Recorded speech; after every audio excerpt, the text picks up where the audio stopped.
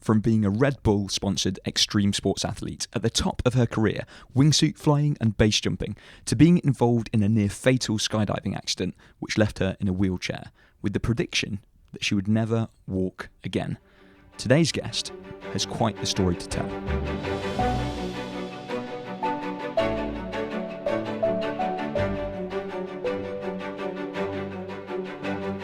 I'm James Hewitt, and this is High Performance Talks, a show dedicated to finding inspirational ways to improve performance through better health and well-being. In each episode, you'll hear personal stories from high-performing individuals, ranging from top executives and entrepreneurs to world champion athletes and scientists. Today, I'll be speaking with Karina Hollekim about her journey from being a professional athlete, big mountain skier, base jumper, and computer programmer, through her accident and on to her work today. Hi, Karina. You are, I think, one of the most inspirational people that I've met. You've got an incredible story. Can you tell us a little bit about yourself for the listeners who've maybe not heard of you before? I used to be a professional athlete. I used to be a big mountain skier and a base jumper. And I lived professionally, leaping off mountains, skiing down big faces, and I was filming but with some of the biggest film companies in the world. I had a fantastic dream life scenario where I was sponsored by some of the biggest names in the industry. I had, private helicopters and airplanes in my backyard. And, for me, it was a dream world. And I was living that lifestyle for about 6 years. What first attracted you to it? How did you end up going from being kind of, a kid who grew up in Norway to someone who is suddenly kind of jumping off buildings with only one parachute, no reserve? I grew up with basically my dad only. Our family had a big accident when I was about 4 years old, which put my mom in a home. So I basically grew up with my dad. And my dad, he was very passionate about extreme sports. He loved rock climbing, skiing expeditions, everything that could give him a sense of excitement in his everyday life. And I don't really think that he understood why getting a little daughter should prevent him from doing what he loved. So instead of, quitting what his passion, he decided to bring me onto all these endeavors and, expeditions and whatnot. So basically, I think the first time I encountered extreme sports, or my first meeting with rock climbing, was when I was only 2 years old. And my dad was babysitting me. And he had cut 2 little holes in his backpack and put me inside of it with one leg sticking out of each hole. And then he closed it up neatly, so just my head was poking up. And there I was, dangling on the back of my father's back, 15, 20 meters off the ground, rock climbing with him. And if I tried to tell him that I was scared and I thought that it was a little high, then he just told me strictly to look up. So basically, that's how I grew up. I never owned any dolls. I never did what normal girls would do back when I was a little kid. So being in the outdoors, climbing in trees, building huts, rock climbing, skiing, downhill, off-piste skiing, everything, all of this, that became my everyday life. That was my natural habitat, if you may say so. So I see myself as a very fortunate girl to be introduced to all these different values as a little kid. And obviously I took this with me as a teenager and also into my adult life. And I've always been very fascinated by the birds and how they could move so freely and how they could fly around in the sky and be so free and look so untouched by everything around them. I was very fascinated by them and wanted to feel that same kind of freedom. So I remember at a very, very early stage, I was about 7 or 8 years old, I decided that I wanted to learn how to fly. And for me, I think it was important because it would give me that freedom that I was searching for. It would give me that ability where I was no longer limited by anything. I could do exactly what I wanted to. And that was the ultimate sense of it in my world. And I actually remember telling my teacher about this, that I wanted to learn how to fly. And her reply was that it was a very, very nice dream, but I had to learn how to be more realistic in life because people can't fly. Um, but I never left that childhood dream. And I think I took that one step further than most people. And this ultimately led me into being a free skier and skiing professionally, but also take me into leaping off of cliffs at the age of 25. And so you've obviously written an autobiography called The Wonderful Feeling of Fear. Yes. And you mentioned fear kind of very early on. So when you were climbing with your dad, and if you felt scared, then he encouraged you to look up. And I'm quite interested in how fear relates to control and also risk, because I think when I've spoken to people who engage in extreme sports and extreme pursuits, sometimes I think there's like the false idea that actually these people kind of don't perceive risk at all. But actually, I think quite the opposite is true. There is often an acute sense of the risk that's involved, but then a very high degree of skill and control, which enables them to overcome that or manage it. And so, you've obviously got these tactics in place. So if you get to the top of a cliff and you're about to jump off and you feel the sensation of kind of the bad fear when you're disconnected, you've got a strategy, a tactic to deal with that, to breathe, to reconnect. But I'm interested, what would you do in advance to prepare for one of these really potentially lethal performances or pursuits? How would you prepare for that to try and increase the likelihood that A, you'll get there with the right kind of fear, and B, you'll have a good outcome? Could you kind of maybe talk me through a practical example of what would the preparation for a really complex and sophisticated base jump, for example, look like? Well, first of all, whenever there's a challenge or like a possible base jump that we've encountered that's ahead of us, I like to measure risk versus pleasure to see whether this might be really a risky jump, might be very high in risk. But if the pleasure is low, it's obviously not worth taking the risk. But if the pleasure is a lot higher, then it's worth diving into that and seeing whether it's possible to actually do it and perform at that level. So like if the pleasure is higher than the risk, then I'm very likely to go into it. But also you need to evaluate whether your risk is compatible with your performance, with your level of performance. There's a lot of risk that can be doable, but it might not be doable for you. So you need to see, okay, is this actually possible for me, or is it not at all? Am I just going for it and aiming way too high? So it's outside. It's not even, it will be outside of your comfort zone, but it might even be way stretched out. But then when it comes to my preparations, whenever I'm about to do like something that is very challenging and that could be really extreme, it's obviously, first of all, you need to do a lot of research. It's all about the preparations. So you need to do a lot of research in order to get sufficient knowledge about both the location and the possible other risks that can be involved. How is it, what does it look like, what's the weather like, other factors that might also be in place, and do a risk evaluation from this research.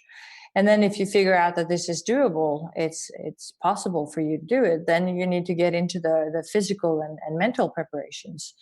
A lot of times the physical preparations can be like, maybe there's a lot of rock climbing involved. Maybe you have to be stronger or have a different endurance that you have. Maybe you have to uh, mentally or physically prepare you in different ways than you have until now.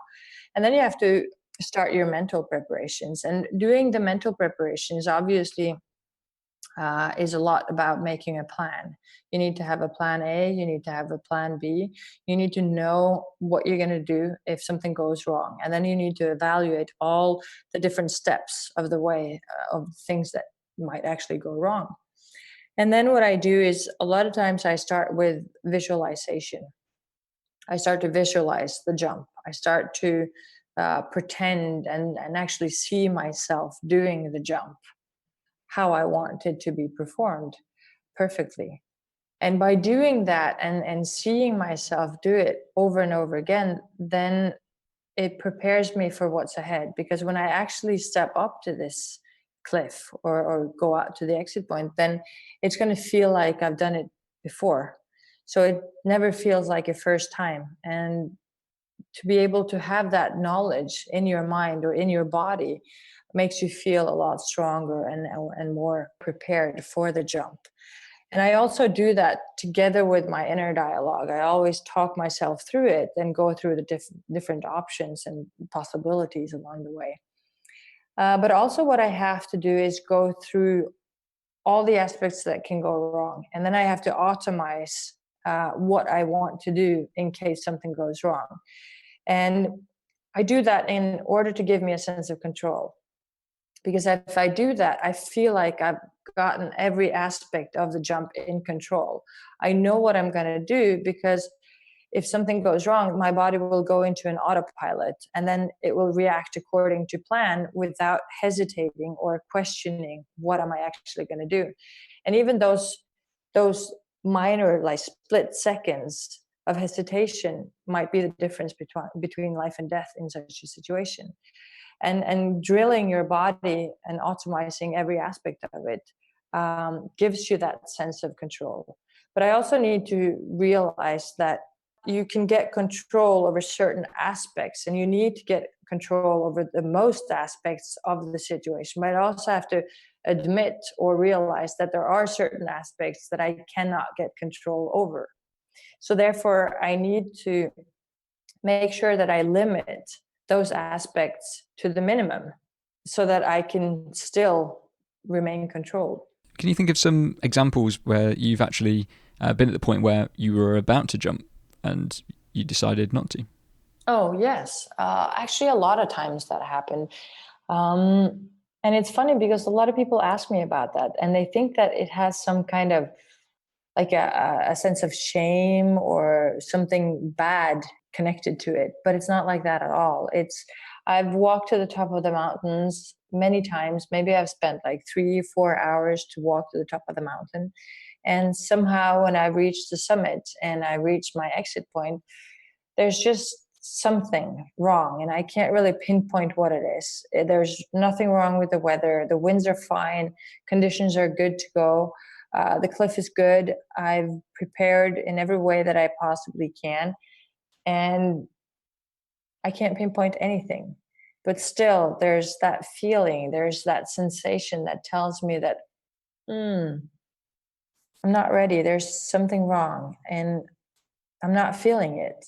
And for me, that sensation is enough to tell me that I should go back, turn around and go back down, because I can't jeopardize that. I don't know whether it's true or not, but I don't dare to not listen, because I'm afraid that I might do that only once. I mean, there's some really interesting research around expertise, and there's one of the perspectives on it is about how expertise is the accumulation of some very conscious learning, but also the accumulation of all of these of knowledge, and sometimes unconscious knowledge, based on all kinds of very, very subtle cues in our environment. And so Daniel Kahneman talks about it in his book Thinking Fast and Slow, when he talks about I think he's talking about firefighters actually, and how some the kind of very experienced firefighters will approach a burning building and will take a look at it, and they've got to obviously make a decision about whether their team is going to go into that building and tackle that fire. And obviously there's a risk in many of these contexts of the buildings collapsing, and they can make evaluations based on what they can see and based on what they can measure, but a lot of it in the end, when they've taken all of that very conscious information in, is this kind of gut feel. And actually that gut feel is often the aggregation of that very conscious knowledge as well as a lot of unconscious knowledge, and which can only be accumulated through 8 years of experience. And that was a great example of that. But I'm interested to kind of dial the clock back, because obviously there was a first time that you did a base jump. And one of the things I'd like to you to do is, if you could just kind of walk us through that first base jump when you didn't have all that experience. How did you prepare for it? Where was it? What was it like? When I first started base jumping, I remember I had done a little bit of skydiving, but obviously not anywhere near what is required or wished for when it comes to starting base jump, because the normal requirement is about 200 skydives. That's advisable. I didn't have quite that many, actually, a lot fewer. But I met a professional base jumper. His name was Jeb Corliss at an extreme sports competition, and I told him that I had a dream to learn how to fly, and he said, like every American does, "Come to me, I'll teach you."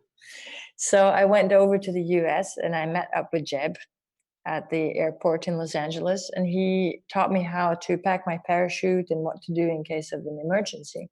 On this first jump that I did, I obviously had no idea what base jumping was all about. And when you have no idea, you can't prepare. I didn't have any knowledge. I didn't know what to prepare for at all. All I knew was that I had a very, very strong willpower, and I had a dream that I wanted to learn how to do this. And I remember we did the actual first jump we did off of a bridge. It's called the Prine in Idaho Twin Falls in the US. And it's a bridge that you can walk all the way out to it, and you climb over the railing and you balance on the outside, which is very uncomfortable because you have a big parachute on your back, and there's not really room for you and the parachute when you're balancing on the outside.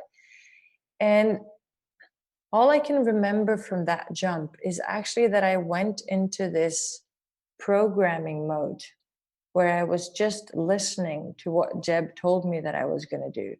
And I felt like a jumping monkey because I was told that I was going to wait 1.5 seconds and then open the chute. And I had kind of automized the process that I was going to do in order to pull my parachute. And I jumped off the bridge. Suppose it was perfectly executed, pulled the parachute, landed, and walked away. And I was disappointed because there were no feelings involved. There was nothing. And I didn't even see anything. I had a tunnel vision, an extreme tunnel vision. I saw nothing. And it wasn't until quite a few jumps later where I realized that the reason for my disappointment, the reason for the sensation, or maybe even the lack of sensation that I had, was due to my fear, my extreme fear. Because all my senses had shut down. I was just doing what I needed to do in order to survive. And I couldn't even see the beauty of falling at 100 kilometers per hour or even 180 kilometers per hour towards the ground. And all the aspects that I now love about base jumping, they were not present because I was too scared. And at the point, I didn't feel scared. I didn't realize how scared I was because I was trying to neglect it in a way, because that was the only way that I could survive.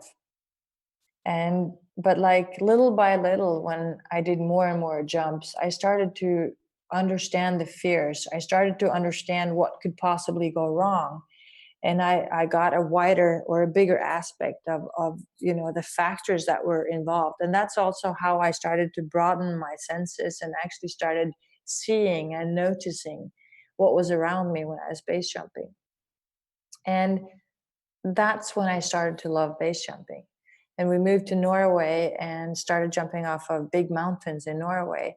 And the jumps went from maybe 1.5, 2 seconds to 30 seconds. And that's when it became really beautiful. And that's when I started to feel like that little bird that I was longing for or wishing for or dreaming of when I was a little kid. Because for me, base jumping is all about the impressions, the visual impressions, but also the fact that your senses are being broadened. You feel like you're in this science fiction movie where everything around you is standing still and you moving in slow motion in the middle of it, the center of it. And you're the protagonist of this science fiction movie. And you can notice even like a little bird that steps off the cliff beside you and dives down right next to you and then flies away. And you notice all these things, and it's all like the world standing still. And at that moment you feel very powerful. You feel like you can do anything in the world. There's really nothing that can tip you off balance. And it's a fascinating state of mind. And then the speed picks up. There's a lot more noise from the winds and everything. And you start performing. You start flying. You start to do things with your body in order to move away from the object. And then you get into normally a different state of mind. But that feeling is, well, in many ways, it's indescribable. I guess it's one of those feelings that you just have to experience in order to understand it. Because I really don't have much to compare it to in my everyday life today. Mm. Oh, that's a fantastic description. Really vivid, and I think there's quite a profound metaphor there as well. I think about kind of fear and experience, and when you describe that first base jump with that tunnel vision, and that fear meant that you weren't aware of that environment you were in. You didn't experience the pleasure which you were hoping for, and eventually, you got. But actually, was one of the key motivations for you actually doing it was the pleasure that you were looking for. Yeah. And you kind of mentioned before that kind of evaluation based on risk versus the pleasure you'll potentially get.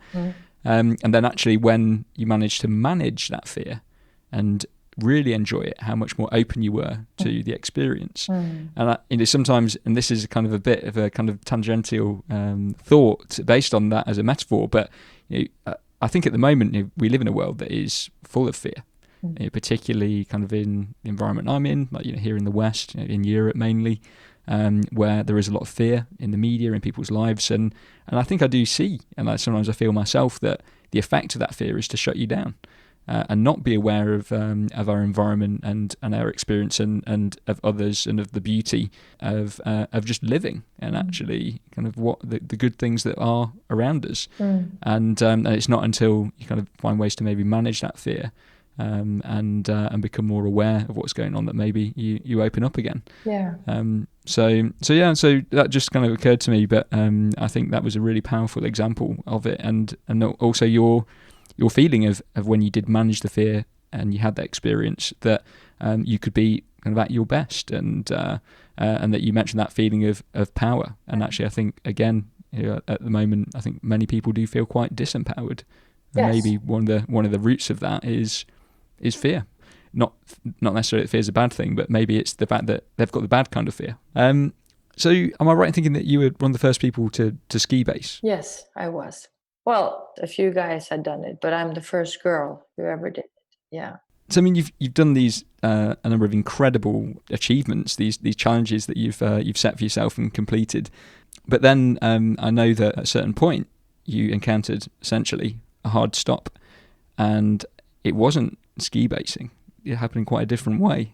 And I was wondering if you could tell us a bit about that story, which is one of the most defining moments of your life. It's ironic because you do all these dangerous things in your life, and then you're going to do something real simple, real easy, and then it ends up changing your entire life.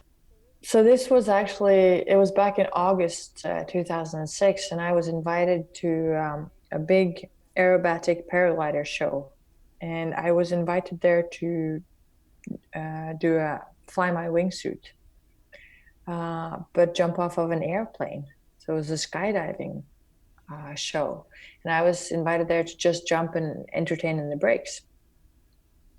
And it was one of those really beautiful events where I was going to hang out with my friends and just have fun. And we were just going to, do what we loved the most. And there was no real danger involved. There was nothing, to make you even scared or nervous about it.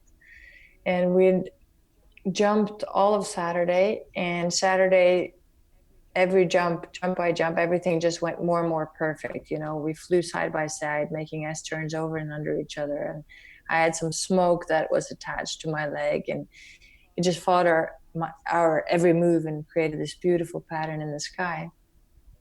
And on this Sunday, we were just going to do exactly the same. And I remember even sitting in the airplane, flying up towards the sky, and we flew low in between these grassy hills and the snowy mountaintops.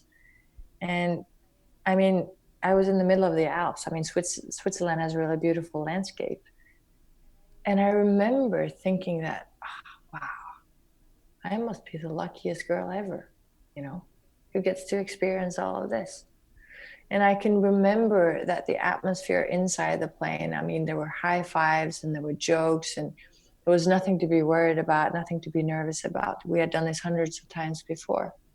And we opened the doors, and the chilly air just came in, and we jumped out of the airplane. And I was jumping with a camera so that I could film the others in the air. And I remember as I flew by my friend Geraldine, I could see her smile in the midair, and I was thinking, yes, it's a perfect jump.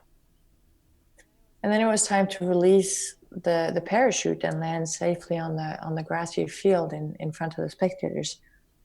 And as I opened the chute, I could hear the clapping and the shouting from the thousands of spectators underneath me, because they were ecstatic, they were on fire.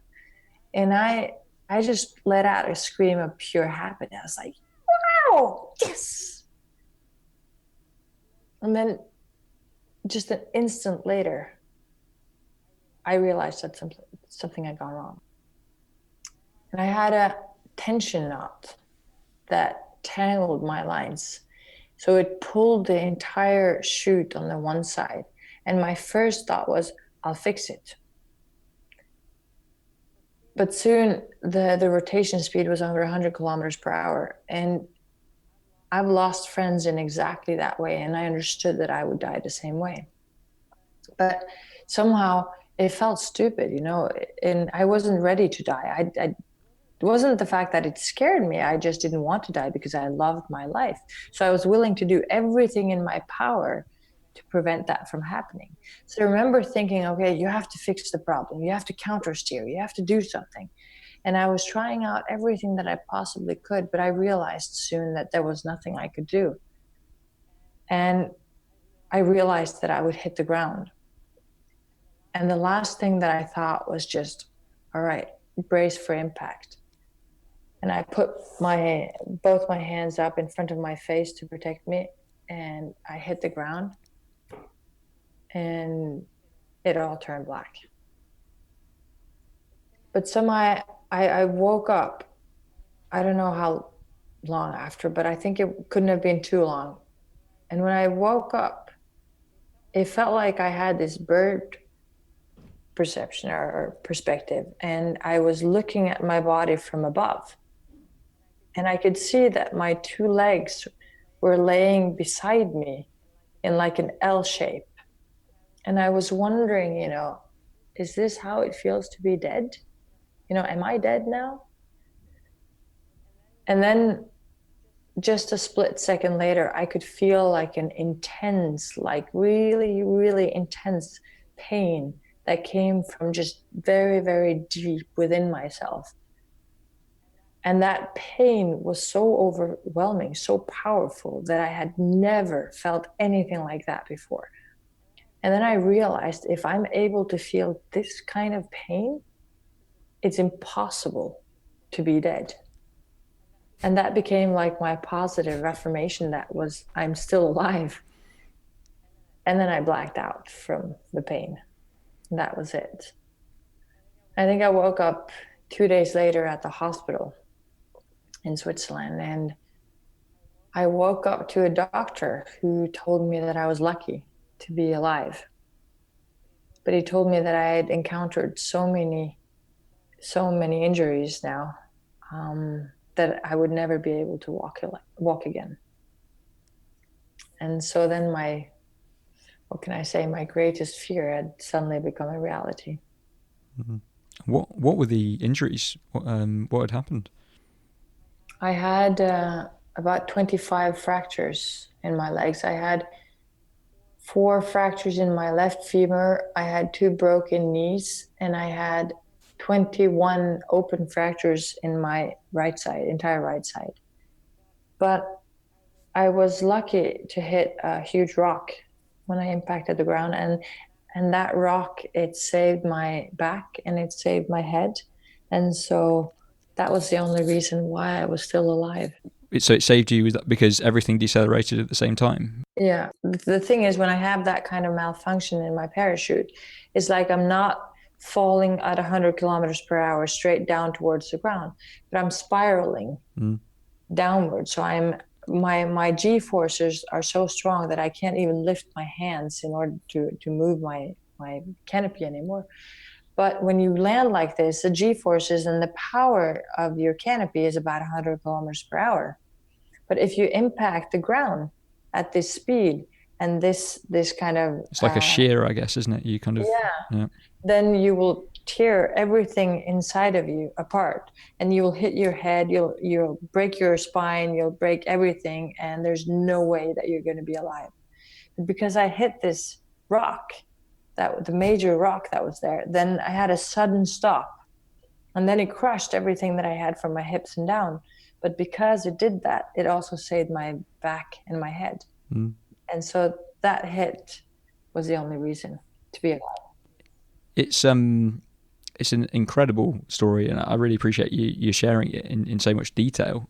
I mean, two things really stand out to me there, and one is the I think obviously the fragility of our life and how quickly things can change, Mm. but also these two responses where you hit a rock and somehow that's spun into a positive, Yeah. and how also you experience the deepest, most intense pain possible, and also it's somehow positive because you're still alive. Yeah.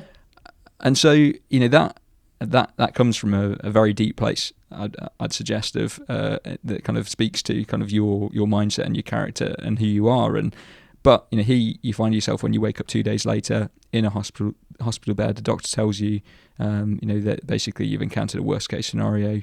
Maybe you'll never walk again. Mm. How do you get out of that place? Did you have people around you who helped you? It doesn't sound like you're getting a super positive message from the doctor other than you're alive.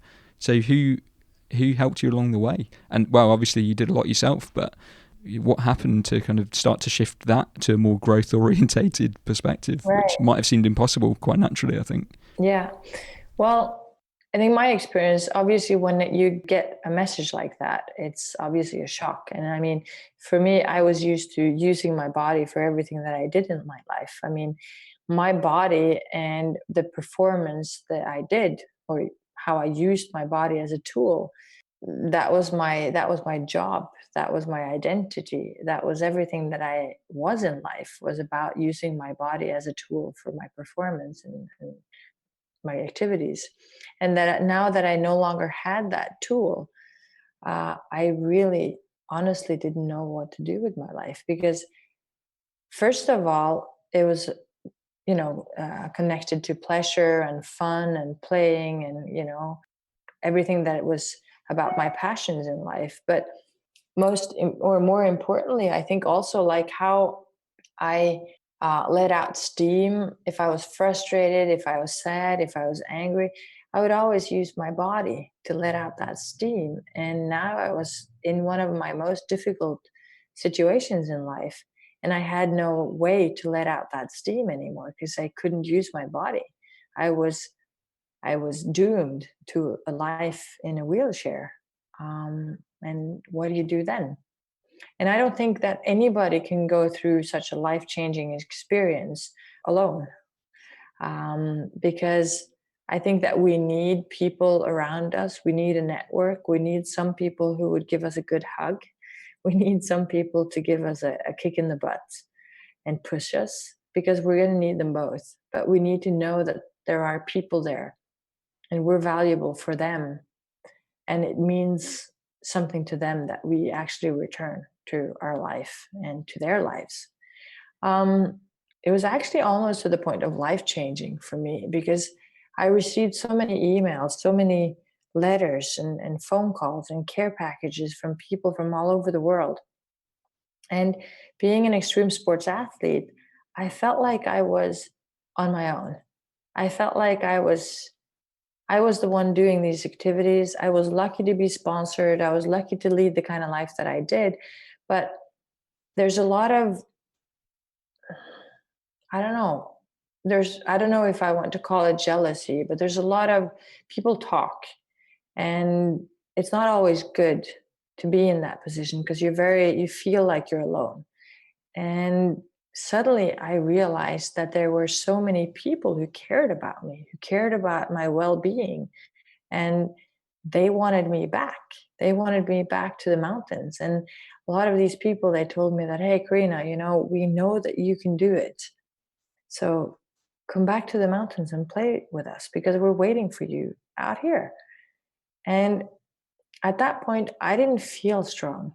I didn't feel like a person who could do it. And I didn't even know if I had it in me to do it. But I felt like I'm not the kind of person who disappoint my friends.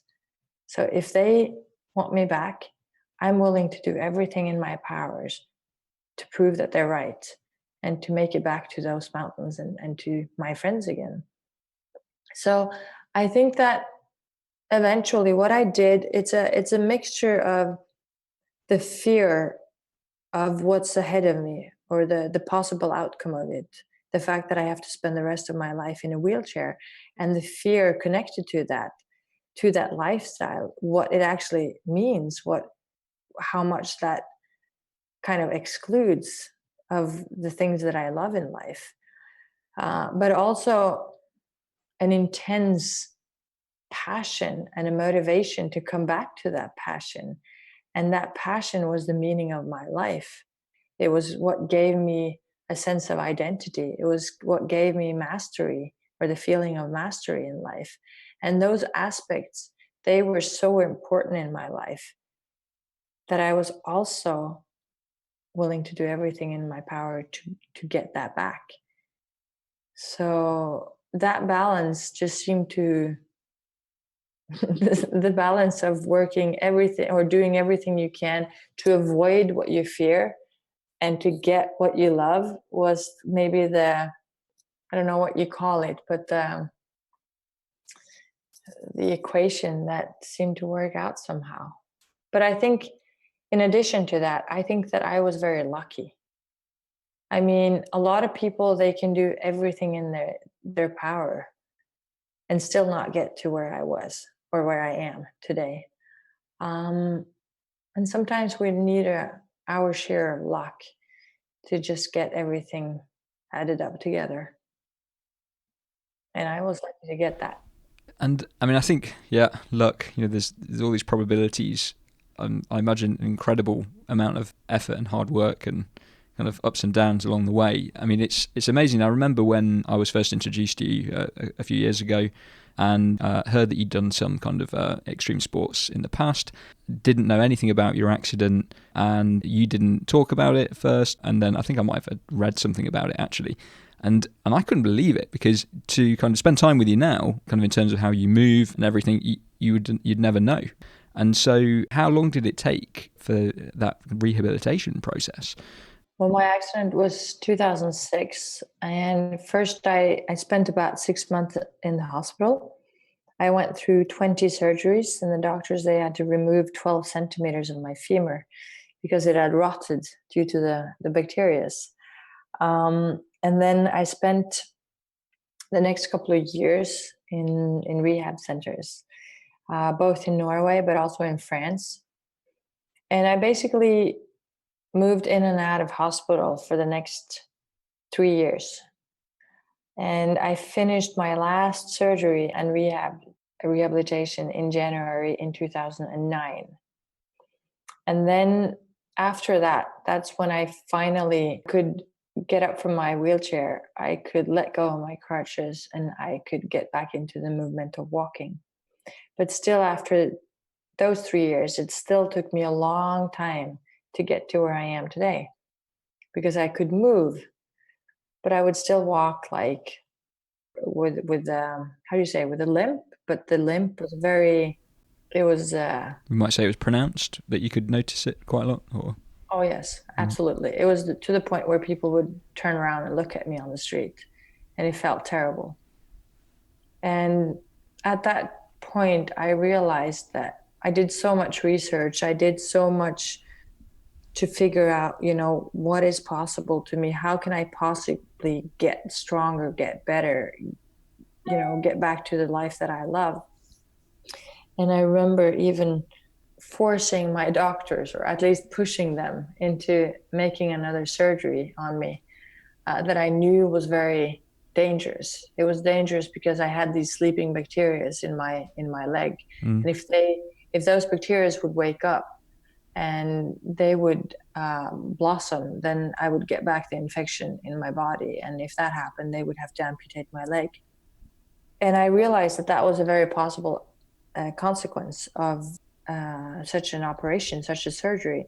But I also, at that point, realized that I had to do another risk versus pleasure evaluation. And I came to the conclusion that for me, I needed to know that I had tried everything that I possibly could to become as good as I possibly could. And if I failed in the process, that would be okay. That would be acceptable to me. But knowing that I haven't tried at all for the rest of my life, that was something that was going to haunt me and would never let go. And I couldn't be able to live with that. So at that point, I decided to go through with the final surgery with the possible outcome of losing my leg. Because if I lost it, I would still have succeeded at trying everything. But I knew that the possible outcome, if I succeeded with the surgery, would make me a different person and would make it possible for me to at least live a lifestyle or a life that would be more with the same values that I had when I grew up. It's interesting how that theme of making those evaluations based on risk and the potential reward seems to have been quite consistent, and also this value of when you've made that decision, being at peace with whatever the outcome is. When you've done all the preparation for a jump in a complex situation, you jump and you accept that you've done everything you can. Yeah. And again, you're in that situation. I mean, do you think, despite these deep consistencies through your story in terms of how you've approached risk and reward and preparation and planning, and it seems like from the very beginning, this kind of incredible willpower and strength of character that you've been able to draw on, what did it change about you in terms of, thinking about your mindset and your approach to life and how you go about things? What changed as a result of that experience? Well, I think that when you spend 4 or 5 years out of your life fighting and training and just battling your everyday life, only to come back to live as a normal human being, that changes you. It has to change you. It changes your values. It changes your perspective on life. It changes how you perceive the everyday moments that you go through every day. And I know it's a cliche, but I think the most important change, or the most important thing or aspect in my life that it affected, was the fact that I don't really take things for granted anymore. Because I know how it can be lost in an instant. And therefore, I think I'm better today at appreciating those little moments of joy, of appreciation, of happiness, of whatever they are. Little moments with my kids, with my family, friends, or maybe even just me, of nature, the weather, just a sunny day, just how the sun shines and give out these little diamond feelings in the snow, when you walk down the street. Little things, you just start to notice it and appreciate it, because you know how it feels like when you're in that hospital bed and your life has been turned upside down and you don't no longer have any of those things that made life worth living, and you need to redefine all of that. And yeah, you realize how you miss just the little things in life. It's no longer about the thrills or the kicks or the very peaks of life. It's just about the normalities and the little things that we do every day, and the appreciation of being able to do that. But I also think that I've learned how to, I am a lot more aware of what kind of people that I like to surround myself with. And I'm a lot stricter to myself, that I don't want to be involved with a lot of people that seem to drain my energy or drain people's energy in general. I like to hang out with people who are positive, who give me of their energy, who I can feel that they care or they have love and they are, good people. And that doesn't mean that they necessarily needs to be happy all the time, because obviously they don't need to be happy. We all have our ups and downs, but in general, it makes me feel good being together with those people. And I hope to be a person like that to other people.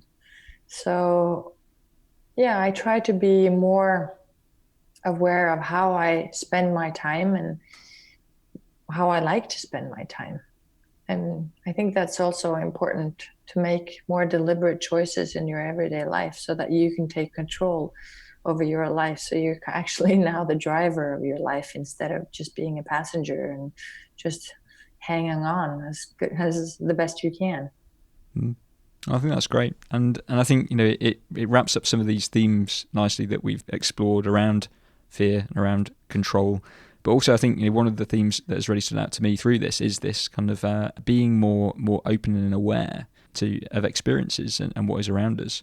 And I think it's a great link where you've shared this kind of experience of passing 30 centimeters from a cliff edge, jumping off from an exit point and watching a bird leave at the same time and be on the same trajectory for a few moments, to then suddenly you're kind of walking down the street and with your kids and looking at the snow and the sky, at probably 1 kilometer an hour, based on my experience of walking along with toddlers. Yeah, but the funny thing is, you asked me how I changed after my accident, and in many ways, yes, I did change. But I think that how I changed was just taking what I already had in me and decided what I wanted to make stronger, what I needed to pump up, and what I needed to actually decrease. And all those values, all those aspects, they were already there, but I took them for granted, or I didn't really pay attention to them. So now I try to pay attention even more. And I just try to stop for a while and take it all in, instead of, driving or running my life at 100 k's per hour or 180 k's per hour and just rushing through it from one thing to another. And I think that when it's kind of like you're given a blank sheet and you can start building it block by block. And that's what I was given, after my accident. I was given a blank sheet and nobody had expectations of me anymore. And it's actually a really beautiful way to start your life. It's almost like being a kid again, because everything that you do is positive. If you make one step, if you stand up and you walk, wow, we're clapping for you. It's positive. And I got to redefine what I wanted to see in my life. I got to redefine, who am I? Who do I want to be? And what do I want to have in my life? And that is it's a powerful way to start your life again. And we don't get that chance a lot of times in our life, but I got it. So I consider myself lucky. I think that's a really fantastic and really deep insight, and that's a great place to kind of start to wrap up. But one of the things that I think I'm going to reflect on after this is, can we take some of those aspects that you've shared about building a new future that maybe looks different, but also takes who you are and expresses more of that, and maybe dials down some things, and actually maybe there is an opportunity to do that in a small way, a very small way, to take a step back and think about who we want to be, and what we'd like life to look like today. Yeah. Maybe without going through the kind of traumatic experience which you've described. But I think it's a real credit to you how you've rebuilt from there, and how you're sharing that story as an encouragement and an inspiration to other people. So if people want to find out more about you, or to get in touch with you, to ask questions, share some of their reflections, what is the best way for them to do that? Well, they can either go into my website, karinahollekim.com, and there's a place there you can send me a message, or they can find me on LinkedIn or on Facebook. Just search for my name, and I'll try to answer you back. You've been listening to High Performance Talks, brought to you by Hintsa Performance, the leading provider of human high performance coaching and digital wellbeing services. Thanks to today's guest, Karina Hollekim. You can find all the episodes of High Performance Talks in Hintsa's newsroom at hintsa.com/newsroom. That's HINTSA.com/newsroom. The full version of this interview is also available through our Better Life coaching service. The host of the show is me, James Hewitt. Our producer is Nora Jarnefelt. If you liked what you heard, please rate us and share this episode with your friends. Thank you.